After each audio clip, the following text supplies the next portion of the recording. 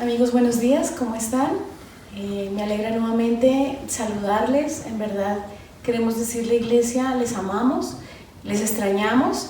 Y bueno, tal vez algunos se habrán preguntado si ya reabrimos la iglesia, pero ustedes saben que las reglas o las normas para abrir una iglesia necesitamos demasiado espacio, porque son 2 metros en zigzag, una cantidad de requerimientos.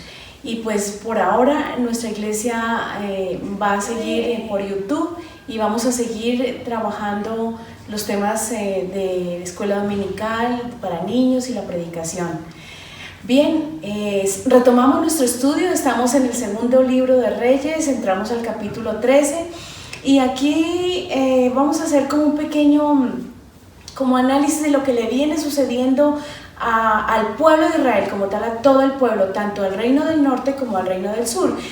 Vemos que en el reino del norte, ya el capítulo 13 se concentra ahora en el nuevo rey que viene a suceder al anterior rey. Recordemos cómo veníamos hablando abajo de Judá, de Joás, que era este rey que hizo conforme a la voluntad del Señor, pero pues tuvo algo, y es que no destruyó los lugares altos de idolatría.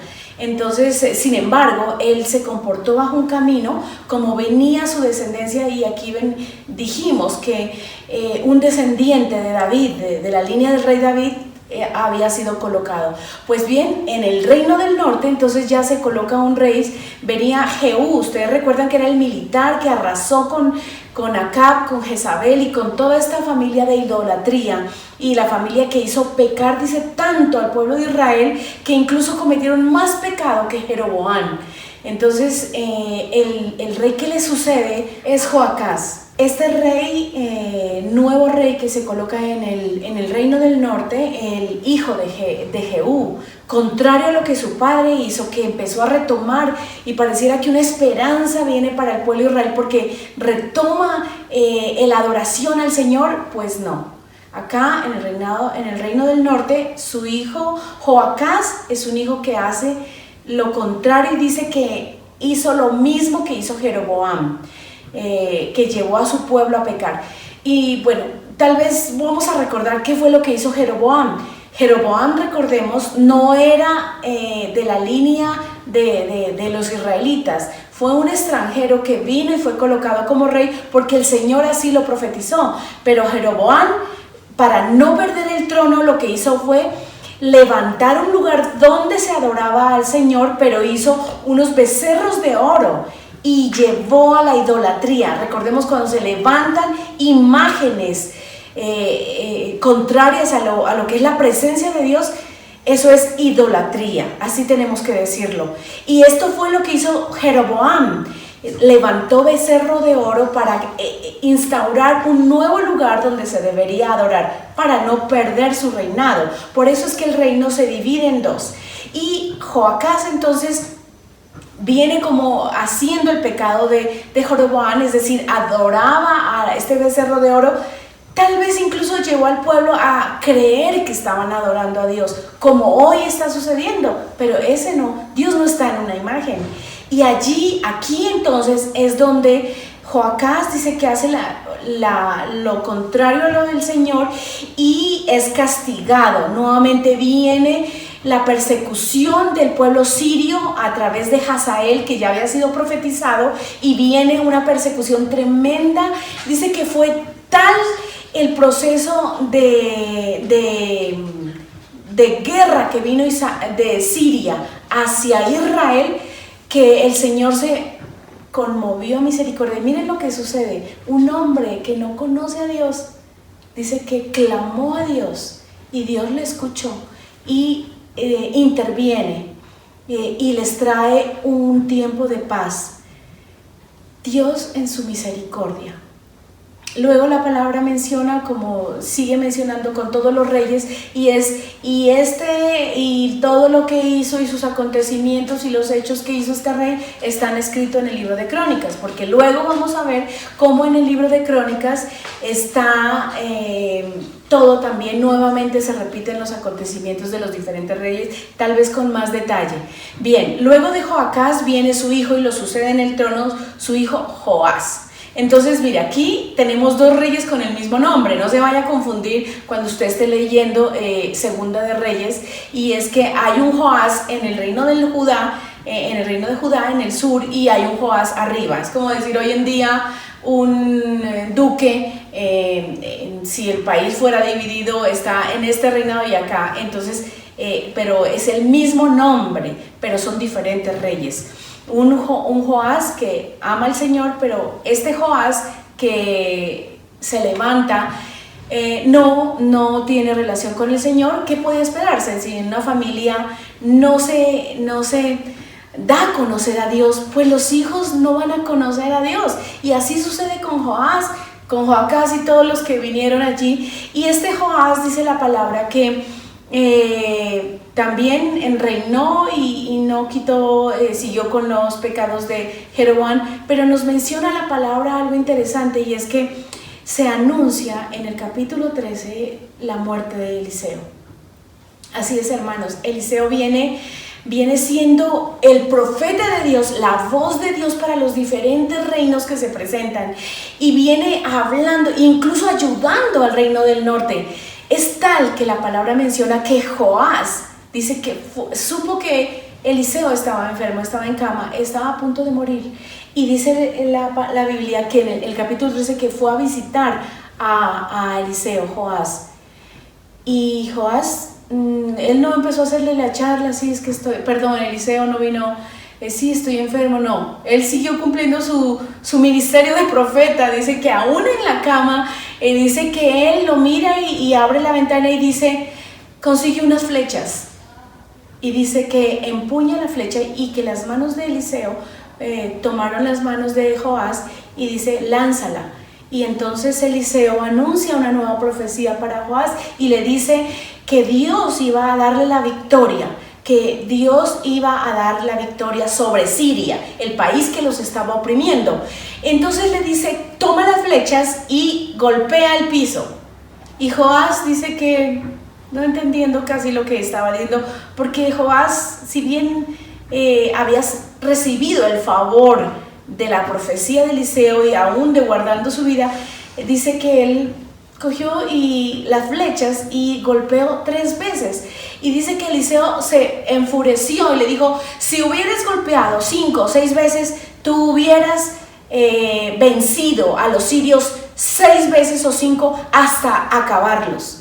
Pero como solo lo hiciste 3 veces, solo 3 veces vencerás. En 3 guerras vencerás a los sirios. Entonces no los iba a sacar del país y pues seguirían oprimiendo, pero sí le daría unas victorias.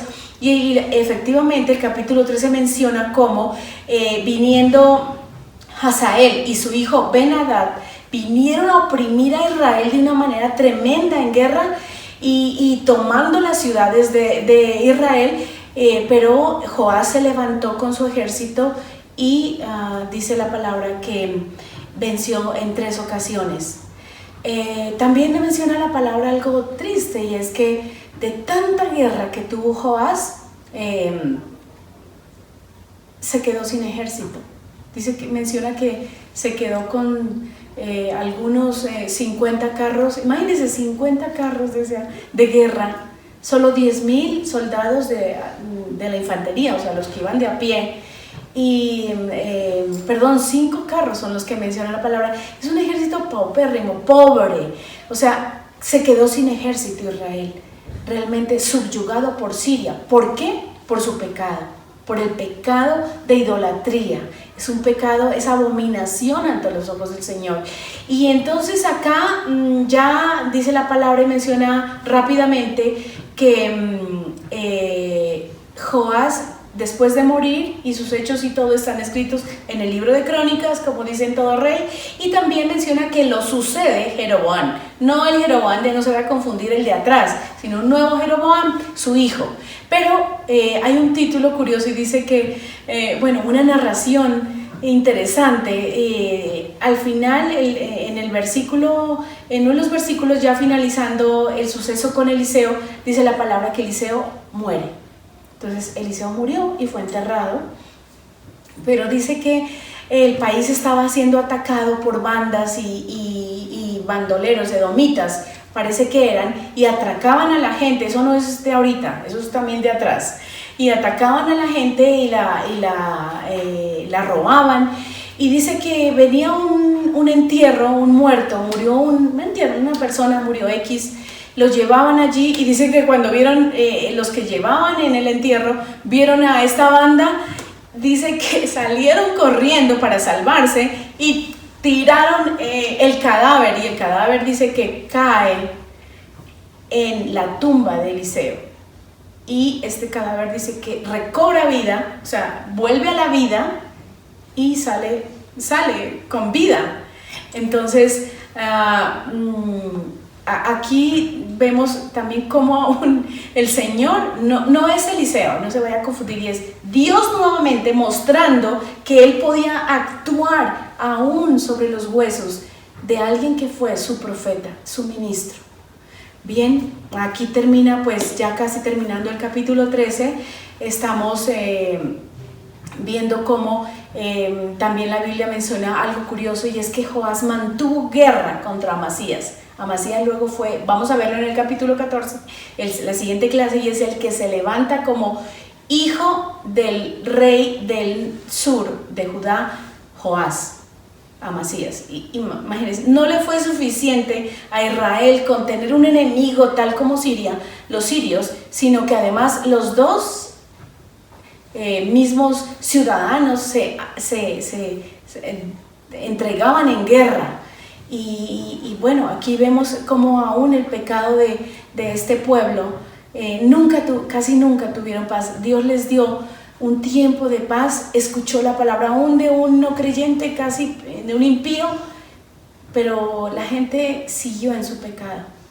Bien, acá terminamos el capítulo 13, y ya para reflexionar, hermanos, yo diría que Dios es un Dios bueno, de misericordia, sí de justicia, porque no creas que porque el tiempo ha pasado y no te pasa nada, si estás en un pecado tremendo, no va a pasar nada. Dios demora su juicio porque trae su misericordia a tu vida, a tu familia, a tu casa. Y así está ocurriendo. Miren cómo, es que a mí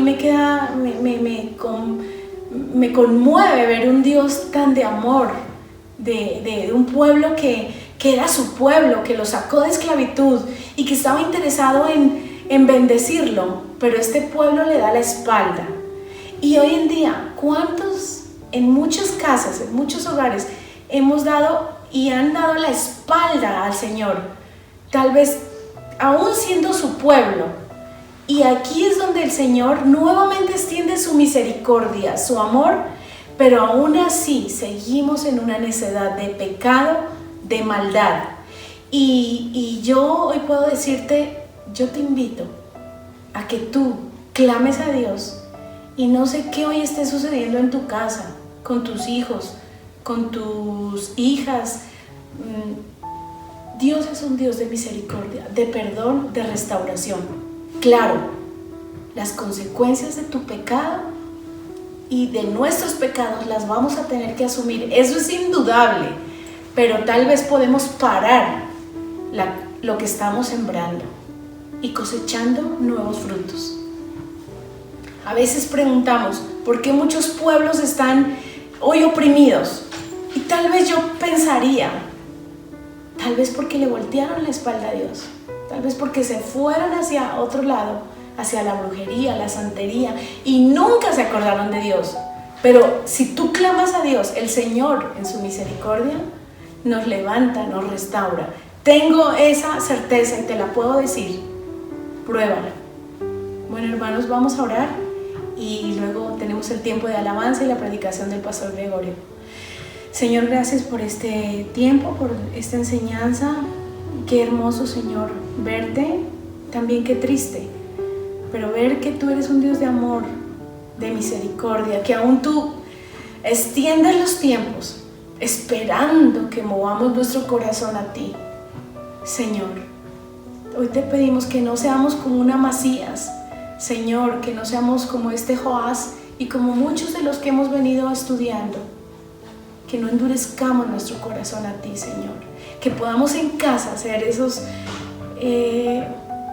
personas que aún a pesar de nuestra infidelidad y nuestra no perfección, seguir clamando a ti por esperanza en nuestros hijos y en nuestras familias. En el nombre de Jesús, Señor, hoy clamamos por nuestro país y te pedimos que tú lo bendigas por todos aquellos países donde hay tribulación, angustia.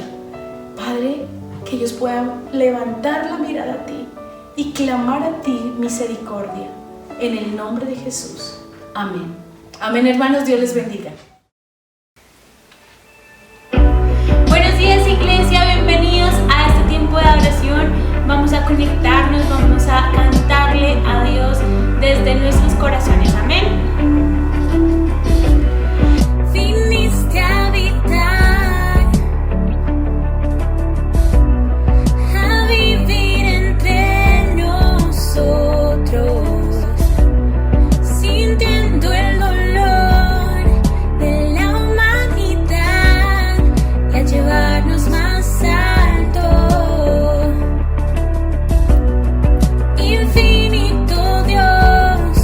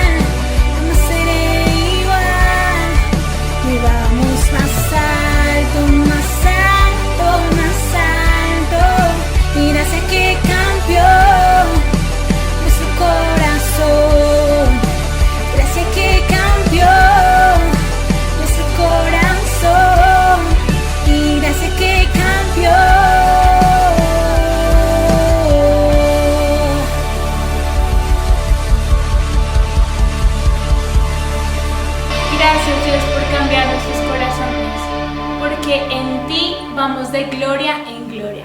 Y ahí donde está en este momento, no sé en qué situación se encuentre, pero si usted no sabe a dónde ir, está confundido, no sabe qué paso tomar en esta etapa que viene para su vida, la respuesta es Dios y podemos confiar en Él. Amén.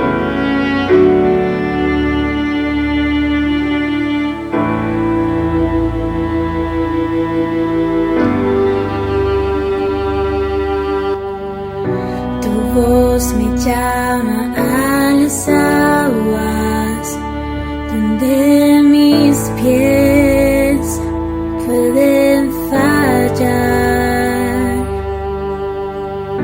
Ahí te encuentro lo incierto, caminaré sobre el mar. Y a tu nombre clamaré, en ti mis ojos fijaré, en tempestad descansaré en tu poder, pues tuya soy hasta el final.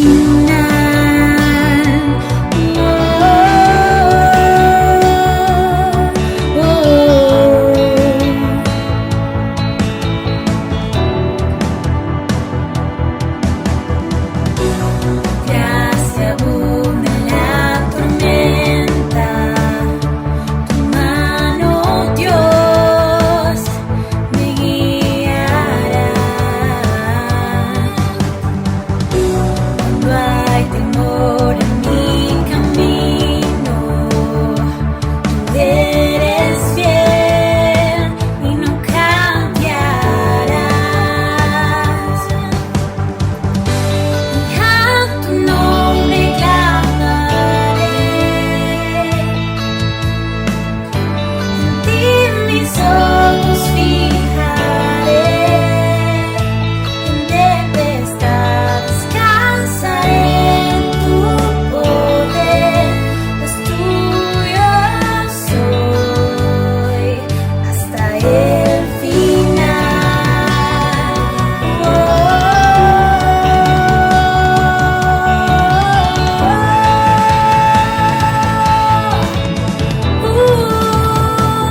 Hasta el final.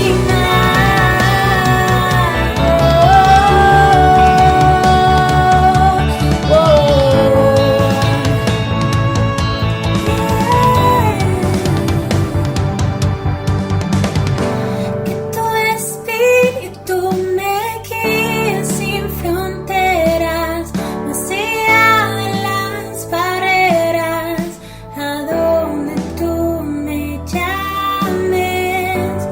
Tú me llevas más allá de lo soñado, donde puedo estar confiado al estar en tu presencia.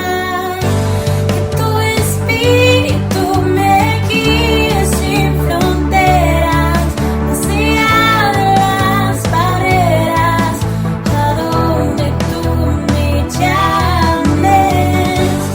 Tú me llevas más allá de lo soñado, donde puedo estar confiado al estar en tu presencia.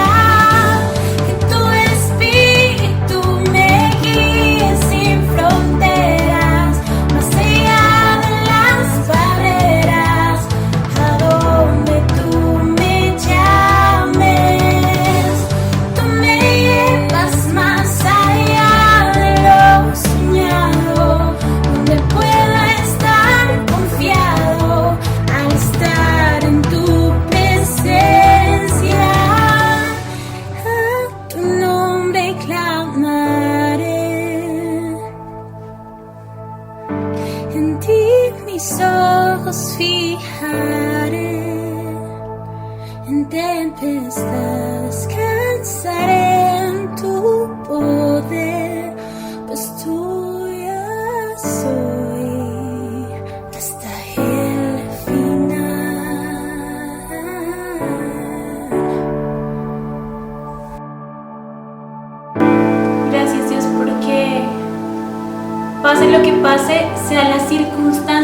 nos encontremos, tú siempre estás para nosotros y podemos confiar en ti. Los dejo con la enseñanza del pastor Gregorio López. Muy buenos días, amados hermanos y amigos. Una vez más nos reunimos y qué bueno para estar meditando en la palabra del Señor. Hoy vamos a tratar un tema fundamentado en una parábola que tiende a ser un poco controversial, como que uno puede pensar, pero ¿cómo el Señor nos está diciendo esto? Pero es muy pertinente para lo que vamos a estar, y especialmente para este tiempo que estamos viviendo y lo que el Señor espera de nosotros, especialmente para aquellos que somos creyentes. Vamos a orar, ¿les parece? Cierre sus ojos ahí donde se encuentra y vamos a colocar este tiempo delante de la presencia del Señor. Amado Padre, en esta mañana, una vez más agradecidos contigo por tu infinito amor, por tu bondad, por tu cuidado para con cada uno de nosotros, nos acercamos a ti con un corazón dispuesto, Señor, para escuchar tu voz, para glorificarte con lo que nos instes a hacer y ser a través de esta enseñanza, Señor. Espíritu Santo de Dios, una vez más también pedimos tu asistencia para cada uno de nosotros y en particular yo te pido, por favor, que seas guiando mis palabras para que tanto mis hermanos, mis amigos como yo podamos ser edificados a través de esta hermosa palabra. En Cristo Jesús. Amén. Administrar. Administrar es un arte. Administrar conlleva también una ciencia. Administrar es un gran desafío y desde la creación el Señor nos formó para administrar. Allá en el Edén dijo que el hombre se encargara de labrar la tierra, de cuidarla, de sojuzgar sobre toda la creación, los peces, las aves, los animales. Y ese ha sido un rol que desde entonces cada uno de nosotros viene desempeñando. Es parte de la vida diaria. Administramos lo propio, administramos lo de terceros. Dicho sea de paso, administrar podríamos verlo también desde dos puntos de vista. Cuando nosotros administramos algo que nos ha sido encargado, por ejemplo, una empresa, ser miembro de una junta directiva, ser su representante legal, incluso ser su revisor fiscal. Las normas en Colombia, por ejemplo, determinan que una persona que haya ejercido uno de estos cargos tiene responsabilidad hasta 5 años después de haberse desvinculado de dicho cargo. O sea, si yo hace 4 años me retiré de una empresa siendo revisor fiscal o gerente, tengo todavía 1 año más de responsabilidad sobre los hechos que se hayan producido durante la gestión y el impacto que ellos hayan tenido en ese lapso posterior. Pero de otra parte también quienes en un momento dado están empleados en una organización con ánimo de lucro, cualquier tipo de entidad pública, privada, le encomiendan unas funciones, le encomiendan unas tareas y como tal está administrando. No nos zafamos de ello. Aquel que le han encomendado una finca, por ejemplo, una hacienda para que sea el mayordomo, él está administrando. Aún la señora que está trabajando en ayudas domésticas en una casa, es una mayordoma, administra recursos, administra todo lo que son los elementos de aseo, administra lo que son los alimentos y demás. De alguna manera, usted y yo estamos siendo desafiados a un rol del cual difícilmente el ser humano se puede desligar, que es el de administrar. Entonces, aquí nos encontramos que si bien en este punto tenemos esa responsabilidad, el Señor nos da las capacidades para ello, pero también muestra una serie de preceptos bíblicos, especialmente sabiendo que administrar está para cristianos y no cristianos, creyentes y no creyentes, pero el Señor comienza a hablar en el pasaje que vamos a ver más adelante, comienza a dar unas pautas de principios dirigidos, y él dice, la escritura comienza diciendo que se dirige a sus discípulos, por lo tanto va estando hablándole a ellos como le está hablando a usted y a mí, si es que somos seguidores del Señor, si es que somos cristianos, si es que somos creyentes, y aún siendo creyentes, si es que en realidad estamos adoptando los principios bíblicos que nos corresponden en los diferentes roles de nuestras vidas. He titulado este mensaje Administrar bien lo que no es tuyo.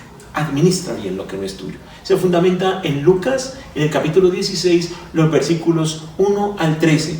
Y aquí hay algo que, digamos, lanzo como una proposición. Todos los creyentes estamos llamados a administrar bien lo que no es nuestro. Obviamente, incluye lo que es nuestro, pero en lo que vamos a ver, todos los creyentes están llamados a administrar bien lo que no es nuestro. Y en esta parábola, el Señor nos va a enseñar esos principios y comienza a decir la Escritura así. Decía también Jesús a los discípulos: había cierto hombre rico que tenía un mayordomo, y este fue acusado ante él de derrochar sus bienes. Entonces lo llamó y le dijo: ¿qué es esto que oigo acerca de ti? Rinde cuentas de tu administración, porque no puedes ser más mayordomo. Y el mayordomo se dijo a sí mismo: ¿qué haré? Pues mi señor me quita la administración. No tengo fuerzas para acabar y me da vergüenza mendigar. Ya sé lo que haré, para que cuando se me destituya de la administración, me reciban en sus casas. Y llamando a cada uno de los deudores, dijo al primero: ¿cuánto le debes a mi señor?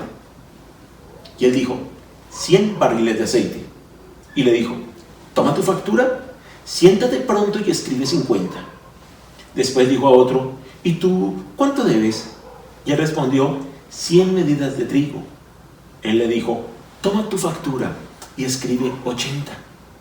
El Señor elogió al mayordomo injusto porque había procedido con sagacidad, pues los hijos de este siglo son más sagaces en las relaciones con sus semejantes que los hijos de la luz. Y yo os digo: haceos amigos por medio de las riquezas injustas, para que cuando falten os reciban en las moradas eternas. El que es fiel en lo muy poco, es fiel en lo mucho. Y dice aquí la Escritura que el Señor, vamos a ver tres aspectos de administrar bien lo que no es tuyo. 3 puntos importantes que el Señor nos enseña allí. Primero, administrar bien lo que no es tuyo implica rendir cuentas al propietario. Eso es fundamental, implica rendir cuentas al propietario. Miren lo que dicen los versículos 2 al 7. Entonces lo llamó y le dijo: ¿qué es esto que oigo acerca de ti? Rinde cuentas de tu administración, porque no puedes ser más mi mayordomo. Rinde cuentas. Cada uno de nosotros, mis hermanos, cuando estamos administrando cualquier bien que no es nuestro, tenemos que rendirle cuentas a aquel que nos ha delegado esa administración. De lo contrario, sería usurpar la propiedad que no nos corresponde y obviamente esto es un delito. Dice: y el mayordomo entonces allí, cuando ocurrió esto, es cuando él se expresa a sí mismo: ¿qué haré? Y aquí vamos a encontrar los siguientes principios que rigen en la administración. Hay un estudio adelantado por Derret, quien mostró que la práctica de agencia en la literatura talmúdica, el Talmud, establecía que los representantes de otras personas tuvieran 3 grandes principios. Primero, el agente, el representante, el administrador de una persona es como la persona misma. Ese es el primer principio. O sea que si a usted y a mí nos ha delegado administrar algo, es como si el mismo dueño, como si el mismo propietario, aquel a quien representamos, estuviera presente allí, ¿sí?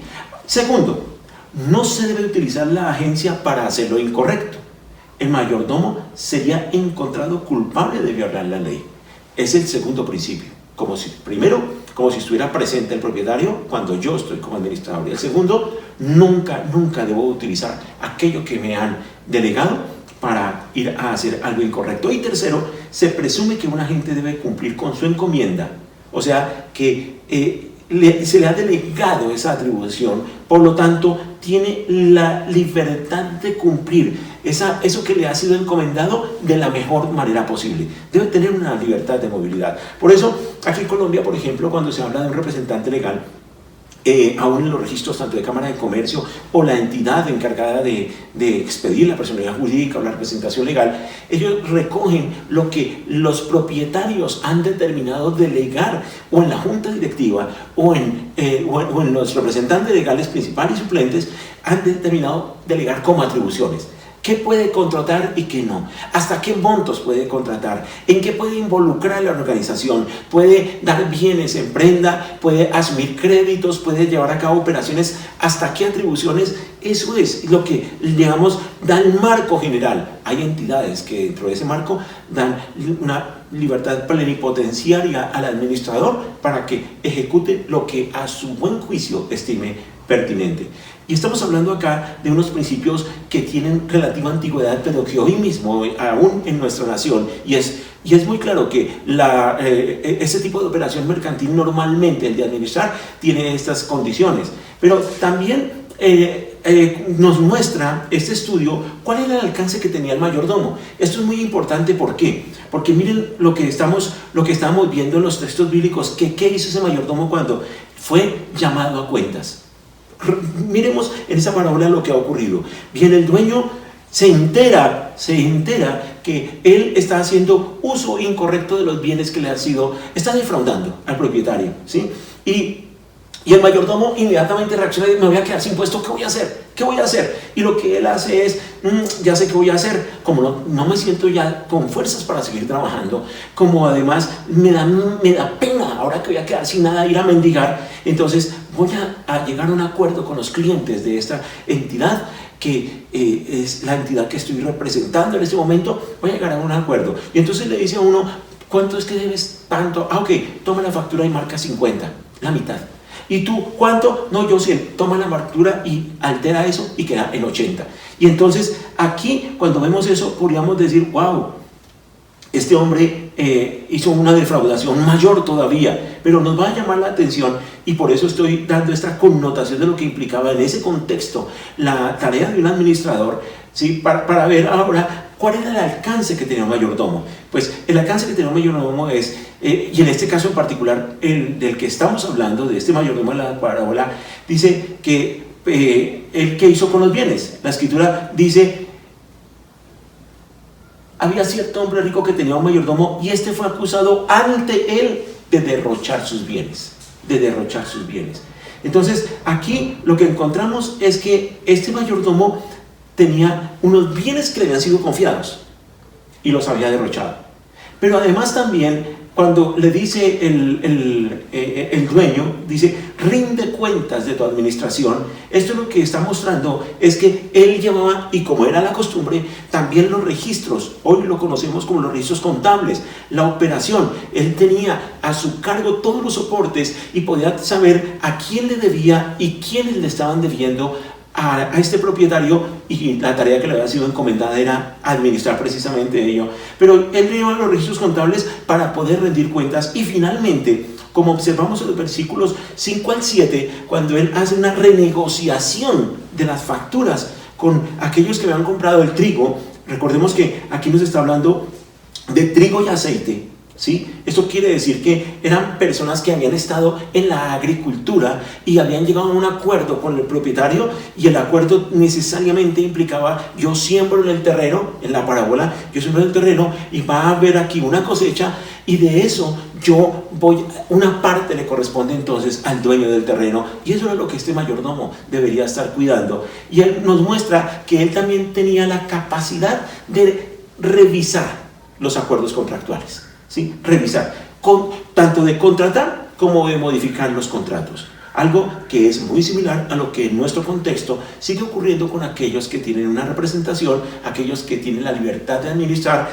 Incluso una persona puede, con un negocio aún, por ejemplo, de comidas rápidas, perfectamente puede delegar en una persona que le va a administrar allí y que va a estar rindiendo cuentas, y el propietario no estará allí, confiando en su honestidad. Ahora, ¿qué pasa? ¿Qué en ese contexto, en los tiempos en que el Señor está escribiendo esta palabra, en la cultura romana también, qué estaba ocurriendo que era similar a lo que se nos está narrando aquí de lo que era la cultura también talmúdica? Dice, los que labraban los terrenos siempre tenían, en el caso por ejemplo de no pagar las deudas, ¿sí? ¿Qué opciones tenía un dueño o un administrador cuando alguien decía, no tengo cómo pagar las deudas? Entonces, en estos casos, normalmente, ¿qué era lo que ocurría? Que los que labraban los terrenos podrían pasar por ciertos riesgos. Uno de ellos, por ejemplo, que no diera la cosecha. tienen un compromiso con el dueño, tienen un compromiso con los prestamistas, pero después de haber sembrado y esperar por alguna razón, por ejemplo, problemas climáticos, la cosecha se perdió. ¿Y qué hacer? ¿Qué hacer cuando yo tengo una responsabilidad con un tercero, soy el que he sembrado allí y no sale la cosecha? ¿Y qué hacer ese propietario con aquel que le está debiendo? ¿Cómo actuar? Entonces había una serie de disposiciones en ese sentido que podían determinar el curso de acción a seguir por aquel que estaba administrando como el administrador de esta parábola. ¿Qué ocurre, por ejemplo, en Colombia? Tuve la oportunidad de trabajar en algunas entidades financieras, una de ellas una entidad estatal, el Instituto de Fomento Industrial, que estaba encargado de fortalecer la parte industrial, agrícola, y allí se hacían préstamos, líneas de crédito especiales, aún en un banco también que tuve la oportunidad de pertenecer allí, y en los créditos se otorgaban, por ejemplo, a agricultores. Pero era común, esto no es algo que se ha salido de los cabellos, era común que realmente se presentaran problemas en las cosechas y aquellos agricultores tuvieran que decir, no, se me da, ¿cómo hago? No tengo dinero, yo también invertí dinero, además del préstamo que me hicieron, no tengo cómo pagar. ¿Y qué estaban haciendo entonces? ¿Qué pasaba con ello? Bueno, existían algunas alternativas y vamos a ver las que existían en ese momento. Los dueños tenían 5 soluciones legales en el caso de la falta de pago de deudas. Una de ellas era expulsar al arrendatario. Eso es común también si estamos, por ejemplo, en unos locales. Hoy en día, más con la cuarentena, entidades y personas naturales han visto fracturados, seriamente lesionados sus ingresos, sus operaciones, y han tenido que, algunos dicen, vamos a expulsarlos, entrégueme el local, entrégueme el edificio, entrégueme la oficina, entrégueme la vivienda, expulsar a los arrendatarios. La otra era hacer uso de embargos, ¿sí? Y era embargar sus bienes, tomar posesión de las propiedades para pagarse con ello, ¿sí? Y eso es natural que hoy en día también ocurre en nuestro contexto. La otra es el encarcelamiento. Ustedes recordarán que tanto en Mateo como en Lucas se los van narrando casos en los cuales, por ejemplo, en la parábola de los 2 deudores, como se narra que si no se paga va a parar a la cárcel, y ese deudor que no quiso perdonarle la deuda pequeña que le debía a otra persona y que lo arrojó a la cárcel, aquel que le había perdonado mucho a también dijo irá a la cárcel. Entonces hay una posibilidad que es pagar con cárcel lo que no se ha correspondido en forma apropiada. La otra era en esclavitud, y era muy natural en ese tiempo que tomaran a la familia, ¿sí?, a los hijos, y los llevaran como esclavos para que trabajaran para aquel que había sido, no le habían correspondido bien con la obligación, para ese propietario, para ese dueño, para ese acreedor, y tuvieran que trabajar y pagar de esa manera. Y la otra era la remisión, o sea, el perdón de las deudas, que iba por tres formas. Una, por un decreto estatal. Se condonan las deudas. Ha ocurrido acá, por ejemplo, que ha habido normas especiales en donde se dice, bueno, el gobierno va a tener con un fondo de garantías que suplir parte de esas deudas a las entidades financieras o a los prestamistas, o tiene que dar un perdón, una condonación de la deuda a aquellos porque no tienen cómo y no conviene. O sea, no hay cómo, no vamos a encarcelarlos, no les vamos a quitar los bienes, los pocos bienes que tienen, y entendemos que es una situación fortuita, que ha sido, especialmente esto estaba en la connotación de la parte agrícola, que ha sido algo climático que ha afectado, algo que ha afectado a la cosecha, alguna plaga. Entonces entendemos eso. La otra era que si era obligatoria en casos de desastres, y especialmente, como mencionaba, por el clima, pero la otra era también voluntaria, en donde el acreedor dice, yo decido perdonar, o perdono los intereses, o perdono la deuda, ¿sí?, o rebajo la obligación. Esa era otra de las alternativas. Había una reducción de la obligación. ¿Qué fue lo que hizo este mayordomo?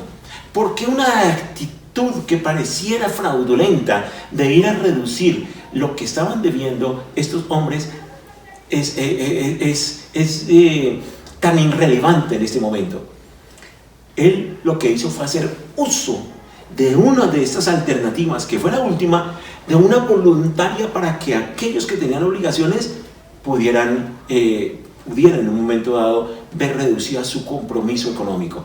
En Colombia, por ejemplo, durante la parte intermedia de lo que llevamos transcurrido esta cuarentena, salió una disposición especial en el tema, por ejemplo, de arrendamientos, también para obligaciones financieras, en donde tanto el arrendatario como el arrendador podían llegar a un acuerdo. Nosotros, por ejemplo, como iglesia, tuvimos un tiempo de condonación de una parte de la obligación del arriendo en la iglesia porque no había cómo utilizarla, ¿sí? De hecho, hoy en día ya la entregamos, pero muchas empresas y personas naturales tuvieron la posibilidad de ver cómo el monto del arriendo, obligaciones con proveedores, obligaciones con financieras, fueron condonadas parte importante de la deuda por una acción voluntaria, no por una obligación legal, ¿sí? Por acciones voluntarias, aun cuando también en otros casos fue por obligación legal.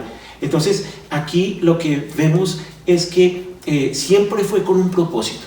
Era preferible para un dueño, por ejemplo, de un establecimiento, de un local, de un edificio, era preferible bajar el monto del arriendo a que ese arrendatario se fuera, especialmente si ha sido un buen arrendatario, si ha tenido una fidelidad en el pago de sus compromisos. Lo mismo que las entidades financieras, era mejor dar un lapso de gracia para pagar deudas que permitiera darle un colchón, un respiro a aquellos que le estaban debiendo, de manera tal que es mejor recuperar algo después y no perderlo todo, porque no podemos apabullar a las personas en este estado que se encuentran. Pues bien, este mayordomo lo que hizo fue exactamente un examen dentro de lo que eran sus atribuciones, y la que más se acostumbraba a utilizar por las personas que eran conscientes de las necesidades del prójimo era la de una condonación voluntaria, no necesariamente de todo, sino de una parte de las obligaciones. Entonces, vemos que él hizo uso fue de eso, ya a punto de retirarse. Es como mostrando que él comenzó bien como mayordomo, pero en el camino actuó mal a punto tal que derrochó los bienes y fue merecedor de que fuera cortada su vínculo como mayordomo, pero para finalizar cerró bien, aplicando una de las mejores normas, digamos así, de las mejores posibilidades sin ningún aspecto legal para con los terceros, de manera tal que garantizara que, bueno, yo no quiero dejar aquí al dueño de este propietario con este problema, sabiendo que puede haber problemas aquí agrícolas que ellos no van a poder responder con esta obligación, pues yo mismo, ya haciendo uso de las atribuciones que tengo, voy a hacer eso. De paso, ayudo al patrón, ¿sí?, al dueño, ayudo a estos terceros para que en el evento en que tengan alguna crisis ellos se puedan volver a levantar, ya que han sido seguramente fieles, pero también voy a ayudarme a mí, porque voy a tener a futuro personas que han conocido que por alguna razón estuve mal, y a lo mejor eso fue objeto público porque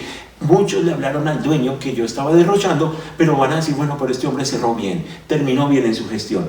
Y aquí nos vemos ahora, en segundo lugar, que administrar bien lo que no es tuyo implica aplicar principios bíblicos en tu gestión. Y vamos a ver 3 principios básicos que encontramos en esta parábola. El primero, Jesús declara que sus seguidores deben aprender de los hijos de la era presente, porque son más prudentes que los que están en el grupo de sus discípulos. O sea, del grupo de creyentes, el grupo de creyentes va dirigido a sus discípulos. Esta parábola, el grupo de creyentes debe aprender de los que no son creyentes. Y mire lo que dice la escritura, dice: el Señor elogió al mayordomo injusto. Eso es algo que uno dice, ¿cómo así? Sí, el Señor, hablando del propietario, elogió al mayordomo injusto porque había procedido con sagacidad. Esa palabra en sí lo que implica es como con prudencia, pues los hijos de este siglo son más sagaces en las relaciones con sus semejantes que los hijos de la luz. Miren eso tan importante. Termina diciendo el Señor allí, en esa parábola, es que las personas que no son creyentes en mí, los que no son mis seguidores, terminan siendo mucho más sabios, mucho más prudentes, mucho más sagaces, como que tienen un ojo mucho más clínico para manejar el tema de los negocios que mis discípulos. Y yo os digo, y es la enseñanza que le da a los discípulos el Señor, dice: haceos amigos por medio de las riquezas injustas, para que cuando falten os reciban en las moradas eternas. Esto es una afirmación bien importante, porque miren lo que está haciendo el Señor acá. Él está elogiando a él está a través de una parábola mostrando cómo este propietario, este hombre que era rico y tenía estos bienes, termina elogiando a el mayordomo lo termina elogiando por haber actuado de acuerdo con sus capacidades y por el impacto. O sea, las capacidades son, digamos, las atribuciones que él tenía, por haber actuado de acuerdo con eso y por el impacto favorable, como les decía, que esto trajo tanto para el dueño como para los deudores como para el mismo mayordomo.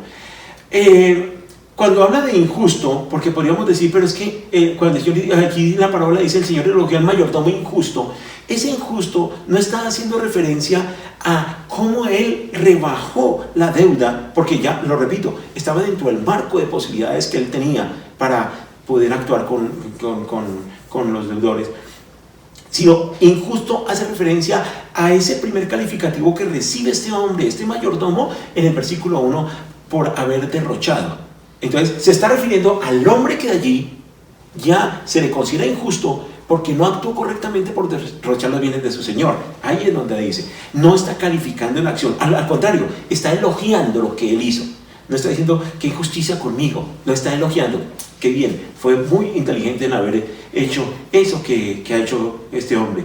Ahora, vemos que este mayordomo, que desde el comienzo de la parábola se le refiere como injusto, ¿sí? En el primer versículo, ¿sí? Llega a actuar con tal prudencia y honestidad y fidelidad al final de la misma, que termina, digámoslo así, saliendo un poco con la frente en alto.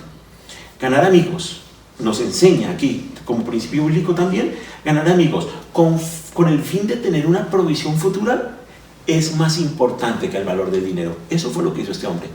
Pues es más importante que mi patrón tenga todo esto, ¿sí? Que bien asegurado, que le puedan pagar estas obligaciones que igual va a ganar, ¿sí? Y que en algún evento, pues si ellos llegaran a fallar, con toda seguridad que van a ser más leales todavía con él por habérsele rebajado esta parte de la deuda. Es mejor que exista ese vínculo familiar de confianza que diga, no, está bien, yo en el futuro negocio voy a ser mucho más el diligente en entregar incluso una parte mayor de lo que me corresponde. Y para este hombre era también el asegurar la buena vista de aquellos con quienes se estaba relacionando, porque sabía que a futuro podría necesitar ayuda y podría contar con ellos. Ahora, ante la adversidad, nosotros ¿cómo estamos actuando? Es posible que como creyentes, como el Señor está diciendo aquí, son más prudentes, más sagaces los que no son creyentes que los que sí, los que no me siguen que los que sí. Es posible que en este tiempo usted y yo necesitamos de estos principios. ¿Qué nos enseña? ¿Y qué está? Porque estamos aprendiendo cómo administrar bien lo que no es tuyo. La actitud suya. He conocido empresarios, por la gracia del Señor, con la firma que el Señor nos ha permitido tener, hemos conocido empresarios que han sido tan generosos. Uno, han mantenido todo lo necesario para poder corresponder bien con el sueldo para sus trabajadores sin desmejorarlos, ¿sí? Y se esfuerzan por eso a una costa de ir perdiendo porque se han debilitado sus finanzas como empresa, pero con tal de contribuir con una responsabilidad social también. ¿Estarían obligados? Sí, legalmente estarían obligados, pero también las normas permiten una reestructuración para poder ajustar la planta de personal, porque no hay cómo producir, eso lo permite, pero han optado no por la ley, ¿sí? Sino que han optado por hacer un esfuerzo especialmente para que los menos favorecidos puedan poder llegar a tener la provisión básica necesaria para responder por su familia y para ayudar allí, y para no complicar aún más el panorama social que está acompañando no solo Colombia sino el mundo entero. Entonces he conocido casos así, directos, con clientes nuestros, personas que han estado contribuyendo para que estas familias estén bien. Ahora, también he conocido lo otro, y es cómo ha habido crueldad, dureza para en un momento dado prescindir de trabajadores porque se me está achicando mi ingreso, y para tratar de sostener lo que yo tengo. Creo que el Señor aquí nos está desafiando qué principio estamos aplicando y cómo estamos siendo como administradores de lo que no es nuestro, porque finalmente absolutamente nada de lo que decimos tener es nuestro. Cuando lleguemos a partir de la presencia del Señor, nos podrán dejar hasta una copia de las Escrituras de los bienes que tengamos, pero no nos llevamos los bienes. Nada es nuestro. Somos administradores desde la creación. Nada es nuestro. Y si nosotros administramos con justicia, Dios nos va a proveer para poder suplir lo que haga falta. Pero también hay otro lado, y es el de los empleados. Empleados que lastimosamente en un tiempo tan coyuntural no administran bien lo que no es de ellos, tareas que se les han asignado. Hoy es un trabajo en casa y hemos sido testigos de personas también que sin tener una supervisión allí permanente, no están utilizando el tiempo en lo que corresponde, están defraudando, están haciendo un uso inadecuado de los bienes, entre esos el tiempo y el dinero que se les está pagando, porque están aprovechando esa coyuntura, ya que no me ven, para no dar los resultados esperados. Eso al final termina notándose. Otros, por ejemplo, que se ha pedido colaboración, y también hablo de casos concretos conocidos, en donde en una coyuntura muy difícil de una empresa, en donde habitualmente han tenido todos los beneficios, préstamos, auxilios educativos, ascensos incluso, capacitaciones, pero llega un momento en que se requiere un apoyo extra. Qué pena, primero mi familia, primero esto, primero aquello. Ahí sí sale a relucir una serie de, entre comillas, valores que por un momento de sacrificio que se pide, no se da, y dejan la carga en otro equipo de personas que tengan que trabajar duro para poder responder en forma apropiada con los compromisos que tiene esa organización, porque alguien no supo administrar bien lo que no es de él y no dio un paso más allá en un momento coyuntural en que se requería. ¿Cuál es la actitud suya? ¿Cómo estamos nosotros actuando? ¿Administrar bien lo que no es tuyo? Pues eso implica también que el Señor nos enseña la importancia de la fidelidad en lo poco para recibir confianza en lo mucho. Miren lo que dice el versículo 10. El que es fiel en lo muy poco, es fiel también en lo mucho. Ese es un principio clave. Cuando nosotros tenemos personas a cargo, tanto porque el Señor nos permite, digamos, contar con equipos de personas que colaboran en el trabajo, en el mismo ministerio, uno ve la fidelidad. Mira, esta persona está siendo fiel aquí en esta tarea ministerial, esa persona está siendo fiel en este encargo en el trabajo, entonces esa persona se le puede confiar más. Pero dice la Escritura, y el que es injusto en lo muy poco, también es injusto en lo mucho.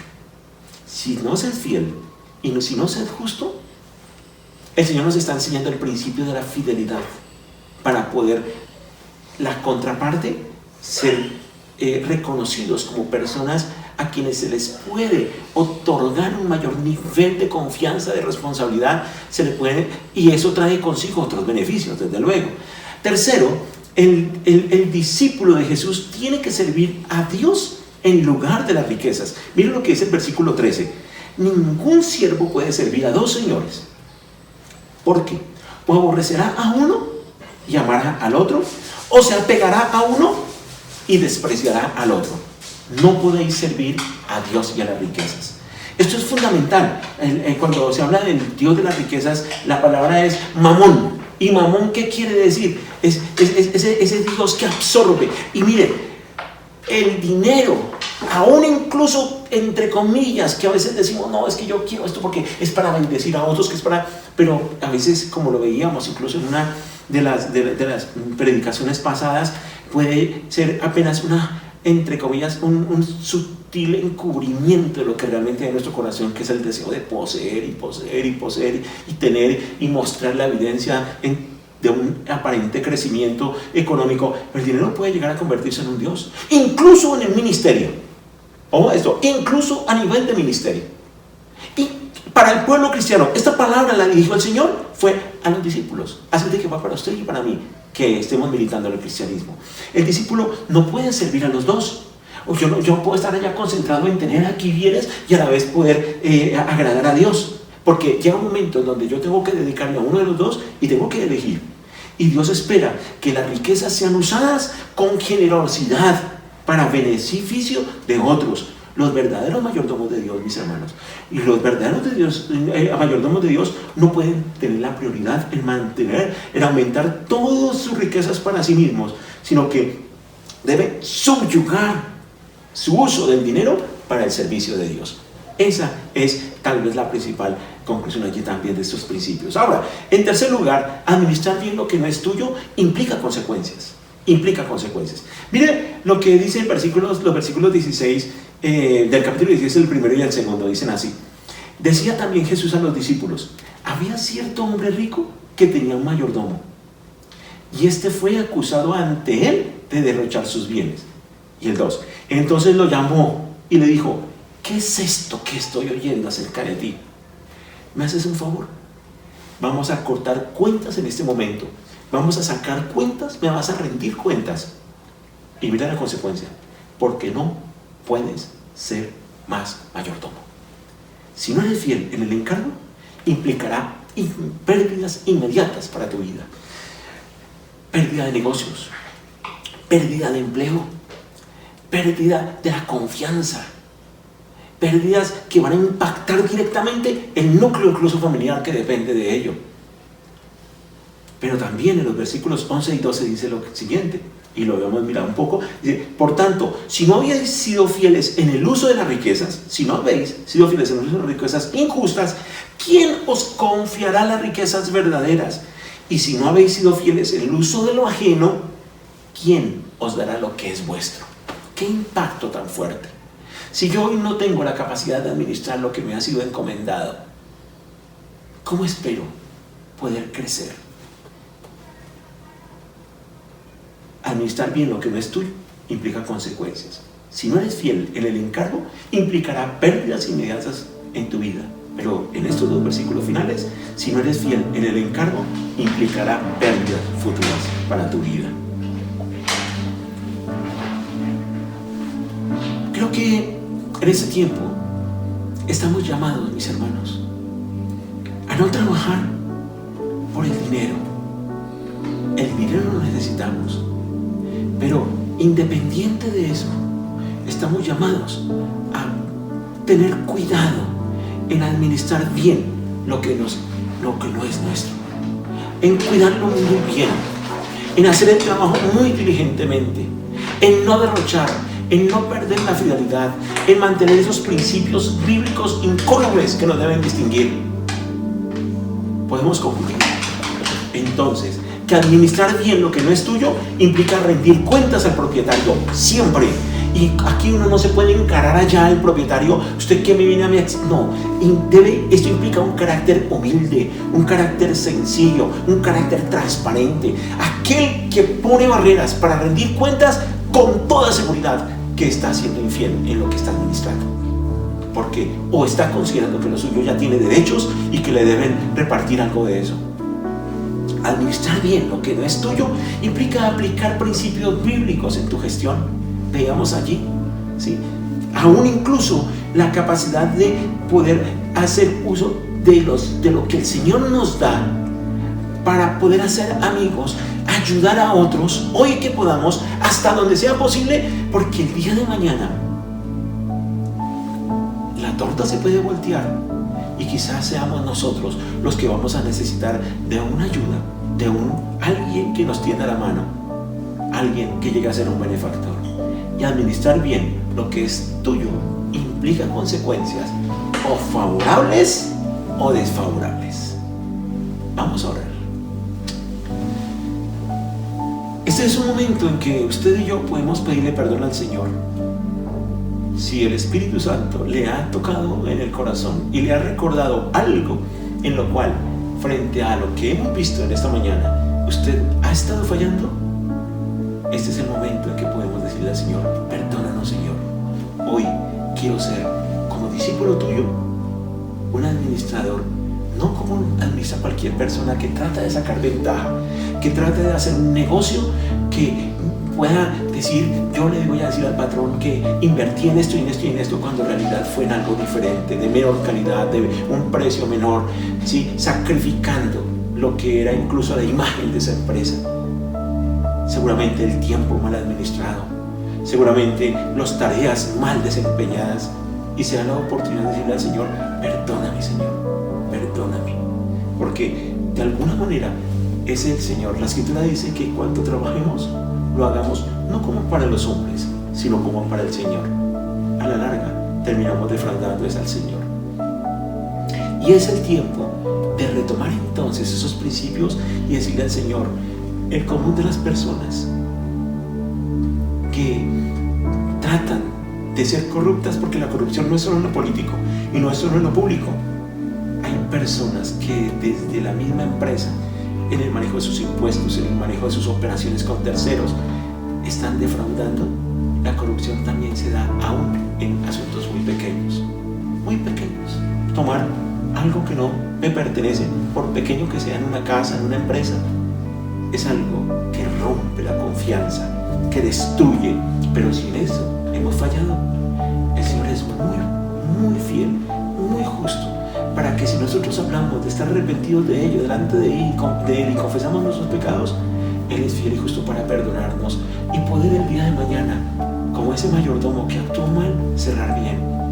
Y si no lo podemos hacer donde ya estábamos porque por alguna razón perdimos lo que se nos había dado, es muy seguro que el Señor, en su fidelidad, en su amor y en su misericordia, nos va a proveer otra oportunidad para que ahora sí actuemos como corresponde, como cristianos, bajo los principios bíblicos y no bajo los principios que tratan de pulular alrededor de cómo se administra una organización, un trabajo, un empleo, algo que nos hayan delegado.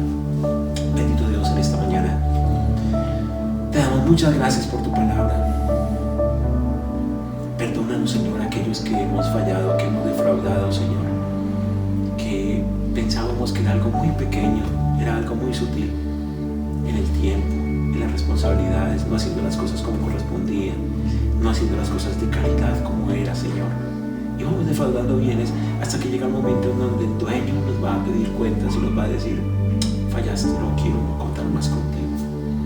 Y nos vemos abocados, Señor, a sufrir las consecuencias de esto, y con ello nuestro entorno, Señor, inmediato se ve también afectado. Perdónanos, Señor, perdónanos a aquellos que hemos fallado en esto, y que, dicho sea de paso, Señor, no nos ha diferenciado de otros que no te conocen y que llevan a cabo prácticas que no son conforme a lo que tú esperas de un hijo tuyo. Hoy, Señor, asumimos un compromiso. En la medida en que sea posible restituir, restituiremos, bendito Dios. Pero también, Señor, para tomar una nueva oportunidad, y aún si no hemos llegado a perder todavía, poder cambiar nuestra actitud, Señor, y honrar los compromisos que nos corresponden como administradores de lo que nos ha sido encomendado, sea empresario, sea trabajador, sea independiente. Señor, ayúdanos, te necesitamos, te necesitamos. Y esta nación, esta ciudad y esta humanidad necesita hombres y mujeres que administremos las cosas no a nuestra manera, no a la manera del común del mundo que nos rodea, del común de las personas, sino a la manera tuya, bajo tus preceptos. Y hoy, Padre, te pedimos que al alcanzarnos con tu misericordia y tu perdón, los efectos, las consecuencias que tuvimos que sufrir por causa de no haber actuado bien, de no haber administrado bien lo que no era nuestro, Padre, sean rápidamente terminando en nuestras vidas, y muy rápidamente podamos ver, Señor, cómo nos recuperamos para volver a empezar seguramente, Señor, pero empezar a la manera tuya. Gracias, Señor, por esa nueva oportunidad que nos das, en donde nos colocas para poder hacer las cosas bien. En el nombre de tu Hijo Jesús. Amén y amén. Muy bien, creo que nos quedan grandes desafíos. Siempre habrá una pregunta que nos haremos, y es, a partir de esta enseñanza, si me piden cuentas, ¿será que puedo responder bien? Si llegan voces a oídos de aquel que me ha encomendado algo, ¿será que le llegan buenos comentarios de mí? ¿O le contarán, porque esto tarde o temprano se sabe, que le he estado defraudando? Es una oportunidad hermosa también para forjar principios en casa con nuestros hijos, principios en familia y en la iglesia, mis hermanos. Dios me les bendiga. Nos vemos el próximo domingo. Hasta pronto.